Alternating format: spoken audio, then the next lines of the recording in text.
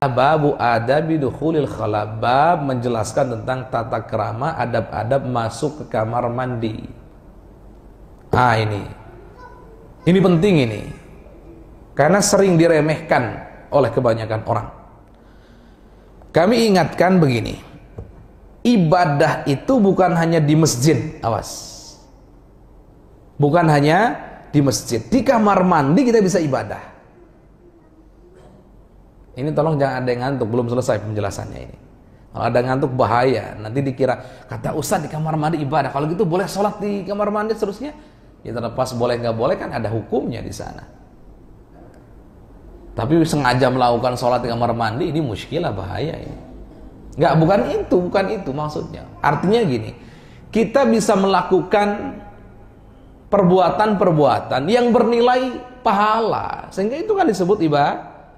Di saat kita masuk ke kamar mandi, kita di dalam kamar mandi, dan di saat kita keluar kamar mandi. Atau bahasa lainnya gini, pahala itu tidak hanya kita dapatkan ketika kita di masjid, tapi pahala juga bisa kita dapatkan di saat kita masuk kamar mandi, di dalam kamar mandi, keluar kamar mandi. Yang pengen pahala dengarkan ini.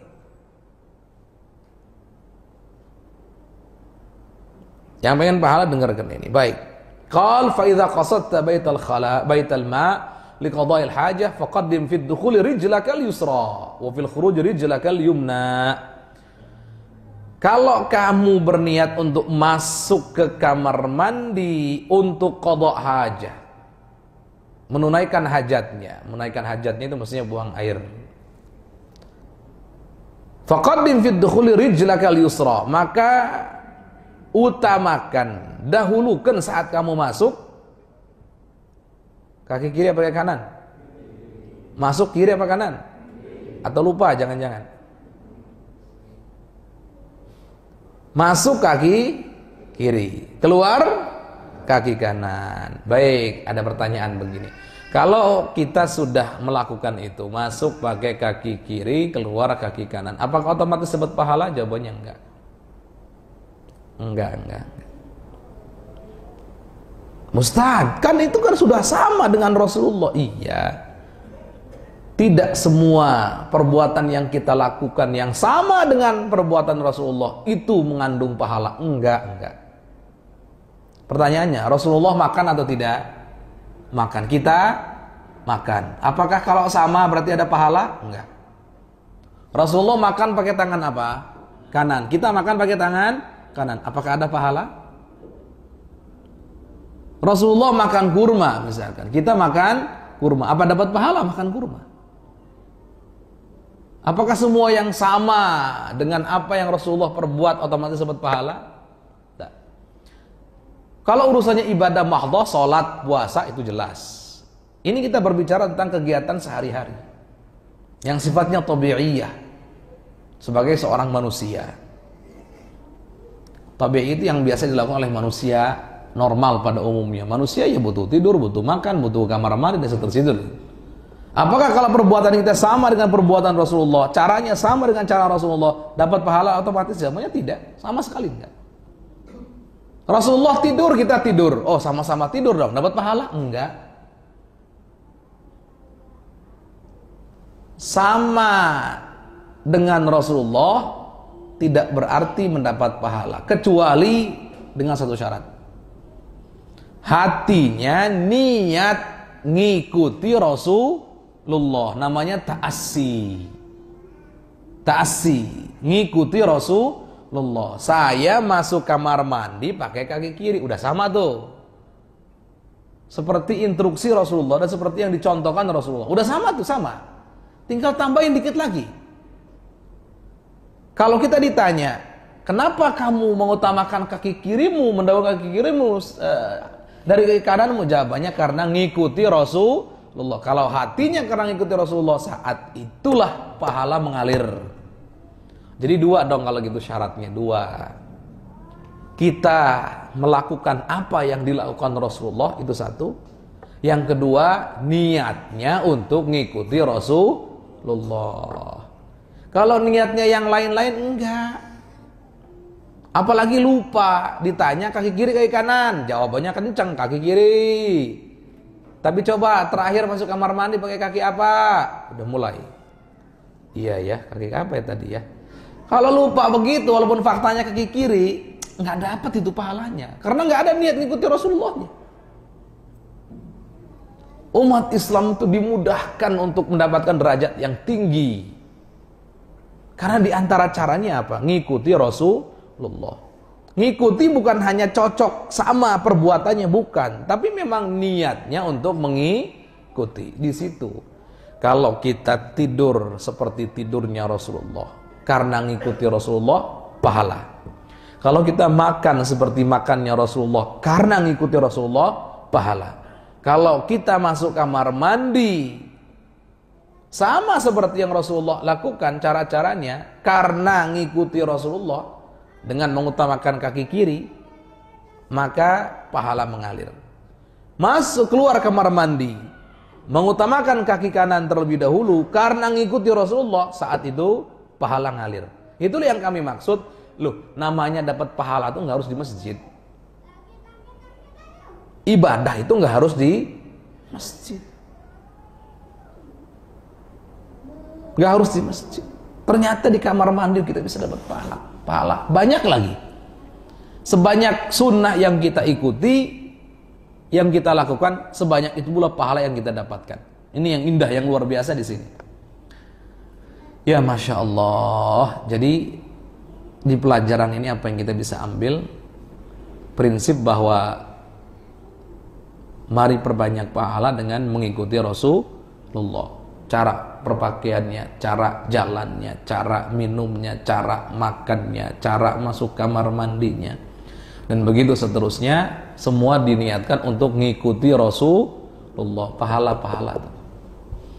Maka ini yang pernah kami sampaikan di majlis ini di beberapa pertemuan yang lalu. Bedanya orang alim dengan orang bodoh itu tipis.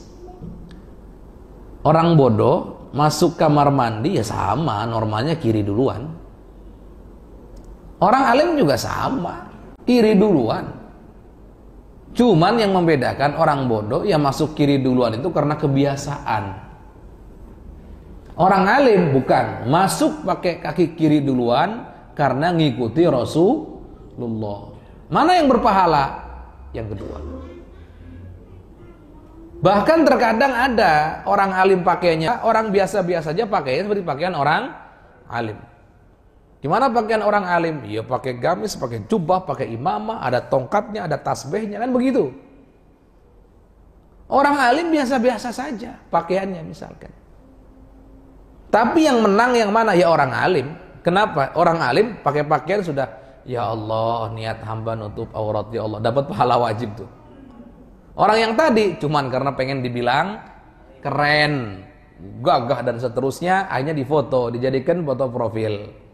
Bu, ini syekh dari mana ini? Masya Allah. Baru hadir pengajian satu kali misalkan sudah selfie-selfie dan seterusnya dijadikan foto profil. Nganguskan pahala yang kayak begitu-begitu itu. Biarlah sedikit keras, tapi insya Allah kita panen pahala setelah ini insya Allah.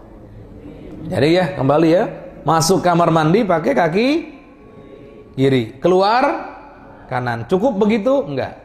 Hatinya niat ngikuti, itu maksudnya. Allah indah, dapat pahala. Dan kami pernah ngaji di satu tempat, kemudian kami mengatakan begini, kapankah waktu kita buang air, mohon maaf ini majelis mulia, buang air tapi dapat pahala? Bingung itu. Masa iya ada orang buang air dapat pahala? Oh iya, sunnah lagi hukumnya. Ada orang buang air sunnah. Iya. Kapan? Kita kan masuk bulan suci Ramadan. Kapan itu? Di saat kita melakukan buang airnya, buang air besar di malam hari di bulan suci Ramadan, agar di siang harinya kita tidak terkena was-was saat istinja, khawatir air masuk, akhirnya puasanya menjadi tidak sah. Kita lakukan itu dengan tujuan itu, dapat pahala. Indah bener jadi umat Islam Ustaz ya. Wong buang air aja udah dapat pahala. Iya, asal tahu ilmunya dan mau praktek. Masuk kamar mandi pahala, keluar kamar mandi pahala. Iya, Masya Allah. Luar biasa. Bahkan saat buang air juga dapat pahala. Masya Allah. Nah itu tuh balik. Orang yang alim mengamalkan ilmunya di kamar mandi dapat banyak pahala. Tapi orang yang tidak alim, tidak tahu ilmunya, di masjid nggak dapat pahala. Jadi ternyata yang membedakan ilmu dan mau mengamalkan. Nggak mesti alim tuh levelnya harus alim ulama, enggak. Alim tuh mestinya yang penting kita tahu ilmunya gitu. Minimal itu deh. Nah sekarang sudah tahu ilmunya. Baik, kita lanjutkan. Wala tastashib syai'an alaihi ismullah ta'ala wasmu rasulhi wa tadkhul hasil ra'asni. Jangan membawa sesuatu yang ada nama Allahnya saat masuk kamar mandi. Jangan. Tidak boleh itu. Cincin Ustaz tulisannya Muhammad Rasulullah. La. Tidak boleh. Pokoknya nama Allah, nama Rasulullah, nama-nama malaikat yang diagungkan menjadi syiar agama ini nggak boleh dimasukkan ke kamar mandi. Cincin yang tulisannya mohon maaf ada Muhammad Rasulullah itu kalau mau mandi lepas, kalau enggak minimal masukkan ke kantong atau tutup begini. Minimal begitu, tutup begini. Jangan dibiarkan bebas begitu, jangan.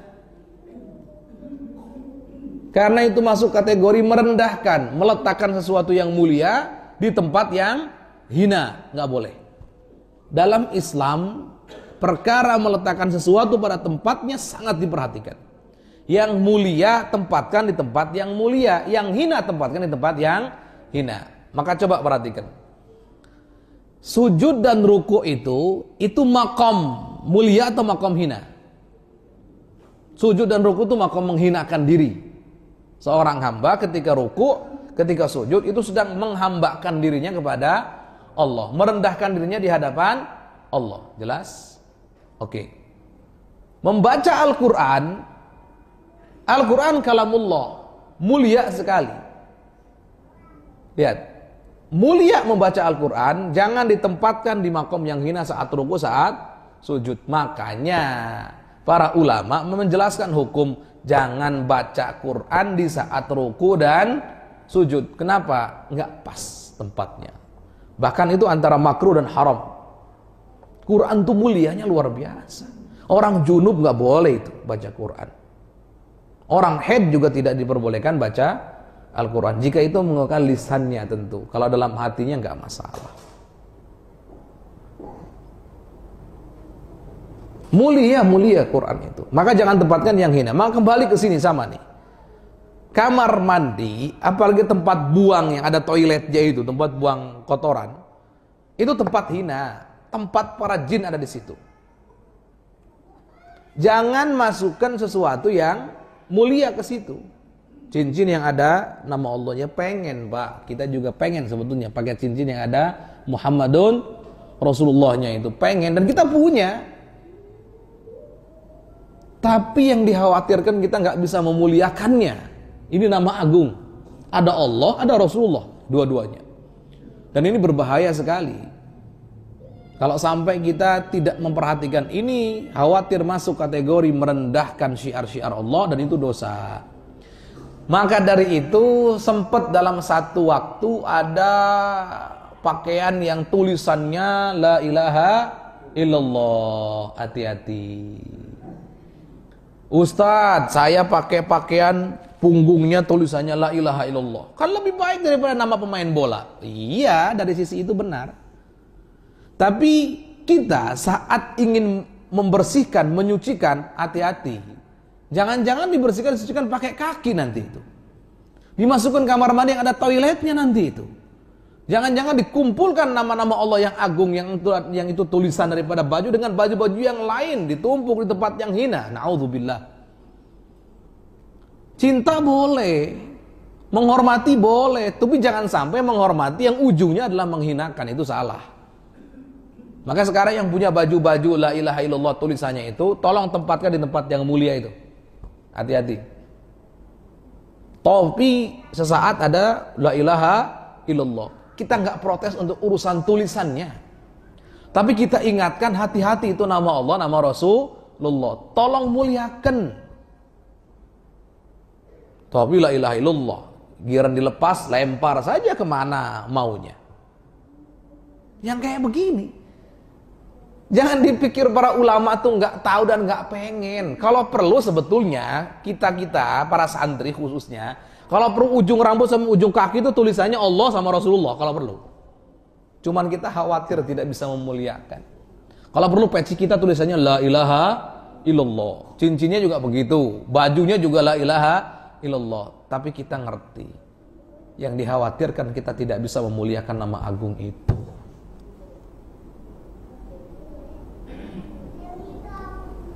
Jadi simpel saja, jangan bawa-bawa itu. Baik. Tapi terlanjur Ustadz ke bawah, kebetulan susah dilepasnya, ya sudah, begini nih, gini. Tutup saja begini. Saat masuk kamar mandi. Tapi kan repot ya. Kalau ditutup begini terus gimana nanti? Bersih-bersihnya dan seterusnya. Ya makanya Masya Allah. Yang enak itu lepas, masukkan ke kantong. Sudah boleh itu, gak masalah. Kenapa? Karena sudah tertutup, tidak ditampakkan itu nama agung. Allah, wala tadkhul hasirar ra'si, dan jangan masuk kamar mandi dalam keadaan kepala terbuka. Wah, ini sunnahnya masuk WC, kamar mandi, toilet itu kepalanya tertutup, bukan terbuka. Sekali lagi, bukan terbuka. Nah, ini coba lihat gimana dengan kita. Sunnah bagian Nabi itu kepalanya tertutup, sunnahnya. Jangan terbuka. Ada yang ngomong boro-boro, Ustadz kalau lagi mules lupa semuanya. Itulah kita. Kepala tertutup boro-boro ingat Ustadz. Kadang-kadang nggak tahu kita bawa kepala atau enggak. Insya Allah. Karena kalau lagi mules tuh beda. Itu nanti, itu urgent beda. Dalam keadaan normal ya normal. Masuk toilet, masuk pintunya dalam keadaan tertutup. Terbukanya kapan? Kalau mau mandi saja, baru dibuka. Tertutup. Pakai apa kalau gitu Ustadz? Handuk boleh. Pakaian kita ya oke. Tapi Ustadz kita lagi perjalanan, masuk kamar mandi, ada toiletnya. Terus kemudian kita nggak bawa handuk, nggak pakaian lain. Baik. Kerah baju ini begini aja, tutup kan, juga bisa ditutupkan begini, juga oke aja, nggak masalah. Itu yang diperintah oleh bagian Nabi. Dan ada banyak hikmah. Para ulama mencoba menggali hikmah di balik masuk kamar mandi harus atau disunahkan menutup kepala. Pertama, terbebas dari gangguan jin. Terbebas dari gangguan jin. Yang kedua, terbebas dari penyakit pikun dan lupaan. Jadi nggak gampang pikun. Yang ketiga, aroma-aroma yang bau atau apa namanya, ya itu nggak nempel di kepala. Kemudian berikutnya, ini ilmu modern sekarang, nutup kepala itu menjadi sebab rambut gak gampang rontok, gak gampang botak gitu. Karena ternyata di kamar mandi itu ada satu zat apa begitu, kalau dia kena, ada yang menyebut nasyad dan seterusnya, kalau kena kepala itu mengakibatkan rambut itu cepat rontok. Ya Masya Allah. Jadi sudah luar biasa petunjuk dan bimbingan dari baginda Nabi Muhammad Sallallahu Alaihi Wasallam. Nah, maka dari itu, ini kan penemuan abad ini ya, tentang kalau masuk kamar mandi yang ada toiletnya kemudian nggak ditutup kepalanya, itu menjadi sebab rambut berguguran rontok. Ini kan penemuan abad ini. Dan itu fakta. Nah, para ulama dari dulu sudah mengatakan nubuwah kenabian itu maknanya adalah ikhtisarut thariq, mempersingkat perjalanan. Perjalanan apa? Mengungkap fakta-fakta yang sebenarnya. Banyak di antara fakta yang baru terungkap menjadi fakta ilmiah baru abad ini. Padahal sudah berapa ribu tahun dunia ini berjalan. Bahkan dia mengatakan 14 miliar tahun. Oh, jauh, luar biasa. Luar biasa. Tapi baru terungkap sekarang-sekarang. Banyak sekali. Nabi sudah memberitahu tentang hikmah itu, fakta itu dari dulu. Ya, berarti kenabian itu memperpendek, mempersingkat jarak waktu untuk mengetahui sebuah ilmu pengetahuan, fakta ilmiah. Itu kenabian. Termasuk kita nanti yaumil kiamah kapan? Mungkin masih ribuan tahun atau ratus ribuan tahun lagi. Semoga kita semua panjang umur. Tapi kan catatannya, kita akan antara surga dan neraka. Itu informasi yang dibawa bagian Nabi. Jangan sampai dikagetkan kita dengan adanya surga dan neraka setelah kita meninggal nanti. Dari sekarang yakini, sudah jelas itu. Yang unik dalam riwayat Imam Tirmidzi kalau tidak salah, bagian Nabi itu berbicara tentang minyak zaitun contohnya. Minyak zaitun itu kita dianjurkan untuk yang virgin oilnya ya, dianjurkan untuk mengonsumsinya, dan iddihan itu memakai sebagai minyak. Saat itu bisa dipakai itu anak panas, kulit kena iritasi dan seterusnya, itu luar biasa. Mungkin kita menganggap yang belum tahu tentang sejarah, belum tahu tentang fakta Mekah dan Madinah, menganggap bahwa ya wajar saja bagi Nabi berbicara seperti itu. Toh itu kan di Arab. Iya di Arab, tapi bukan di Mekah dan Madinah zaitun itu. Zaitun itu bukan di Mekah, bukan di Madinah. Awas, hati-hati itu. Jangan dikira bagi Nabi ini berbicara dari pengalaman. Enggak, bagi Nabi berbicara tentang zaitun bukan dari pengalaman, tapi dari wahyu. Dari wahyu. Terungkapnya kapan? Ya abad-abad ini terungkapnya. Keistimewaan daripada minyak zaitun itu ya sekarang-sekarang, abad-abad ini. Tapi kan kalau kita nurut bagi Nabi dari dulu, selesai sebetulnya sudah itu. Habbah sauda itu yang jintan hitam, jintan itu habbah sauda. Dari dulu bagi Nabi sudah ngomong, disebut habbal barakah, biji berkah dari dulu. Sekarang semua mengakui itu. Jangankan orang Islam, non muslim juga mengakui itu, ada kandungan-kandungan yang sangat istimewa yang itu bermanfaat untuk kesehatan kita. Sudahlah, kalau sudah bagi Nabi yang ngomong, kata bagi Nabi, jangan masuk kamar mandi kecuali tutup kepalanya. Ini ikut saja, selesai. Toh dengan dalil-dalil ilmiah kita sudah bisa membuktikan bagi Nabi pasti benar kok. Dalam ilmu kalam itu dibahas semuanya secara detail dan pasti, secara aksiomatik, secara pasti. Baik, jadi kembali. Sudah, sekarang yang kebiasaannya tidak seperti itu, mulai untuk seperti itu. Niatnya ngikuti Rasulullah. Nggak perlu nanya hikmahnya apa, walaupun faktanya ada hikmahnya. Ini yang kami sebutkan. Jadi kami di sini pengen para hadirin, kalau sudah kata bagi Nabi A, kita ikuti A. B, selesai. Bertanya tentang hikmah boleh, tapi menunggu hikmah salah. Gimana itu Ustaz? Sholat kata bagi Nabi wajib, selesai sudah. Puasa wajib, selesai sudah. Meskipun kita tidak tahu hikmah di balik itu apa. Justru malah kalau tahu dulu baru melakukan, itu imannya nggak hebat kalau begitu. Wajar dong dia. Contohnya ada dalam sebuah hadis bagi Nabi mengatakan wala yatanafas fil ina. Kalau minum jangan sampai nafasnya itu di tempat minumnya. Itu kata bagian Nabi itu. Beda antara kita yang minum tidak bernafas di tempat minum, di gelasnya, karena ngikuti bagian Nabi saja, dengan orang yang minum tidak di gelasnya karena fakta ilmiahnya mengungkap ada bahaya yang akan muncul kalau seandainya minum dari air yang kita nafas di situ. Beda. Yang pertama imannya hebat karena dia ngikuti Rasulullah.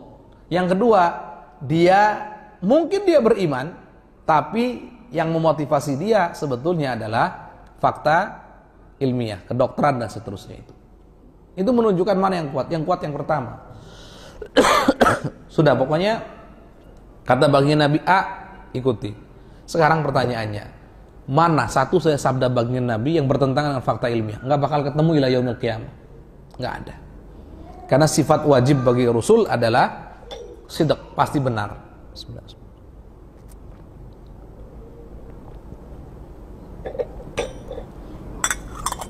Jadi dari dulu kaum orientalis itu selalu berusaha untuk menyebarkan namanya syubhat, tapi tidak pernah berhasil dan tidak akan pernah berhasil. Baik, jadi gitu ya, masuk kamar mandi, tutup kepalanya. Kalau bisa pakai handuk, pakai pakaian boleh. Kalau enggak juga pakai gerah baju ini nggak ada masalah, lengan baju begitu. Jadi gitu, yang penting tertutup. Yang penting tertutup. Kita lanjutkan. Wa qul 'inda dukhul, dan katakan doa yang tinggal masuk nih doanya. Bismillah, a'udzu billahi minar rijsi wan najis al khabithil mukhbith asy-syaithanir rajim. Atau yang masyhur itu gimana? A'udzu minal khubuthi wal khaba'is. Bismillah, a'udzu bika minal khubuthi wal, cuman kasih tahu. Bacanya sebelum masuk. Bacanya sebelum masuk. Walaupun 'inda ketika di sini, tapi anjuran bacanya ada nama Allah di sini sebelum masuk. Jadi saat kita akan masuk, saat kita akan melangkahkan kaki kiri, doa saat itu. Kalau sudah masuk sudah nggak perlu. Sudah nggak perlu. Ya. Tapi Ustaz belum doa ya. Kalau belum doa di hati saja. Maksudnya tidak perlu diucapkan. Kalau kita mau ucapkan Bismillah, a'udzubillahi minar rijzin najis al-khabithil mukhbith asy-syaithanir rajim, atau a'udzu minal khubuthi wal khubuth wal khaba'ith, seperti itu. Kalau kita mau doa ngangkat suara begitu, maka di saat akan masuk, bukan ketika sudah masuk. Tapi kalau terlanjur belum doa, kitanya kakinya sudah melangkah, masuk badannya, di hati saja, jangan diucapkan. Baik. Wa 'indal khuruj, dan ketika keluar, ghufranak alhamdulillahilladzi adzhaba 'anni al-adza wa fani, atau adzhaba 'anni ma yu'dhini wa abqa 'alayya ma yanfa'uni. Segala puji bagi Allah. Ghufranak, ya Allah, aku mohon ampunan darimu. Karena normalnya orang ketika di kamar mandi itu lalai sama Allah. Sehingga doanya pun juga ghufranak, ampunanmu ya Allah. Alhamdulillah, segala puji bagimu ya Allah, ini bentuk syukur. Alladzi adzhaba anni, yang telah menghilangkan dariku ma yu'dhini, sesuatu yang bisa merugikan, membahayakanku, menyakitiku. Apa itu? Kotoran itu kalau terus-terusan ada di dalam nggak keluar-keluar, Masya Allah, sakitnya bukan main itu. Allah mudahkan kita untuk membuang kotoran tanpa dipinta loh. Emang kalau kita mau buang kotoran minta dulu request sama Gusti Allah. Ya Allah, request ya Allah, jam sekian mau buang hajat. Enggak. Tiba-tiba sudah ada tandanya. Dan ini hebatnya Gusti Allah. Membuat segala sesuatu ada tandanya. Ini dahsyat luar biasa. Sebelum kita buang air, tanpa di request, tandanya muncul. Apa itu? Mules. Pak bisa bayangkan nggak mules itu? Kalau nggak ada tanda mules gimana itu? Bisa dibayangkan nggak? Lagi keren-keren, gagah-gagah, di depan orang, lagi orasi contohnya, tiba-tiba ada yang jatuh. Kenapa? Nggak kerasa, karena nggak ada tandanya. Allah menjaga kita agar kita tetap terhormat di depan hamba-hambanya. Ya Masya Allah. Agar hamba-hambanya juga merasa nyaman, lagi duduk nyaman semuanya. Gimana itu? Saat kita akan buang air besar, Allah berikan tanda berupa mules. Wih, tanda ini nikmat agung dari Allah. Sama tidur juga ada tandanya, namanya ngantuk. Bisa kebayang nggak tidur nggak ada tandanya? Bisa kebayang? Bapak lagi keren-keren naik mobil, baru lagi mobilnya. Keren, lagi nyalip tuh, set nyalip, tiba-tiba tidur, bangun ada di mana? Alam barzakh. Nah, serius betul itu. Tapi Allah kasih apa? Ngantuk, sehingga rest area dulu deh. Allah kasih sayang, Allah lihat. Ya Rabb, betapa Allah sayangnya sama kita. Makanya ada orang kok merasa dirinya hebat kuat. Hebat apa? Orang yang paling ngerasa hebat kuat tuh cabut saja itu rasa ngantuknya. Artinya nggak usah dikasih tanda ngantuk, nggak usah dikasih tanda mules, hina dia. Rendah itu. Kita jaminlah kalau dia orang aktif dalam sehari sudah pindah alam barzakh aja sudah. Ini nyata ini. Bagaimana kasih sayang Allah. Makanya bagi Nabi doanya gimana? Alhamdulillahilladzi adzhaba anni, yang masyhur adalah al-adza atau ma yu'dhini. Sesuatu yang bisa membuatku rugi, sakit dan seterusnya dibuang oleh Allah. Wa abqa alayya ma yanfa'uni, dan Allah tetapkan dalam diriku ini sesuatu yang bisa bermanfaat untukku. Allah yang bermanfaat didiamkan sama Allah. Yang membahayakan tubuh dibuang. Bahkan kalau kita berbicara tentang mekanisme tubuh dalam menjaga keseimbangannya, ini luar biasa menakjubkan. Kita punya darah putih yang itu seperti tentara yang menjaga tubuh kita agar tetap sehat daripada penyakit-penyakit, virus-virus yang ada di luar sana yang mengancam tubuh. Allah sudah. Dan kami punya sahabat melakukan riset tentang darah putih. Luar biasanya setelah dia melakukan riset, dia tambah yakin dengan keagungan Allah. Dia mengatakan, yang kita tahu dari dulu darah putih itu memang untuk antibodi dan seterusnya, untuk mempertahankan keseimbangan kesehatan tubuh, mengusir virus yang dari luar, melawan dan seterusnya. Jadi ibaratnya tentara tubuh kita. Tapi ternyata katanya, kan kita berpikir satu aja, pokoknya penyakit apa, virusnya bagaimana, ya sudah, darah putih sudah itu. Ternyata faktanya nggak begitu. Ternyata darah putih itu ternyata banyak macamnya. Virus A yang melawan kelompok A, virus B contohnya yang melawan adalah kelompok B. Jadi berbeda-beda musuh, berbeda-beda tentara yang menghadapinya. Itu fakta. Gimana bisa sedetail itu? Allah jaga. Allah. Ya itu faktanya itu. Ini sadarlah kita semua ini disayang betul sama Allah. Kita tuh lemah, nol kita itu. Kalau bukan karena Allah yang memberi kita kekuatan, kita kesempatan, kita kemampuan, kita nol. Sehebat-hebatnya manusia apa sih yang dilakukan? Katanya orang kaya pun kalau mohon maaf buang air sembarangan juga orang nggak ngedekat itu. Orang kaya biasanya kan kalau lebaran banyak yang silaturahim ya. Masya Allah. Tapi kalau katanya ada orang kaya, uangnya banyak, tapi dia buang airnya sembarangan, kayaknya mikir-mikir orang itu mau datang. Wah enggak lihat. Apalagi ada supir yang lihai luar biasa. Wah ini pokoknya the good driver. Tapi ada satu kekurangannya apa? Dia kalau tidur tanpa ngantuk. Ada yang mau naik mobilnya? Gak mungkin, mustahil. Tidur tanpa ngantuk, maknanya, wah berarti tiba-tiba tidur. Nggak ada itu. Walaupun diobral tarifnya semurah apapun juga nggak akan kena. Selemah itu manusia. Selemah itu manusia. Baik. Mungkin ini dulu. Ghufranak alhamdulillah adzhab anni ma yu'dhini wa abqa alayya ma yanfa'uni.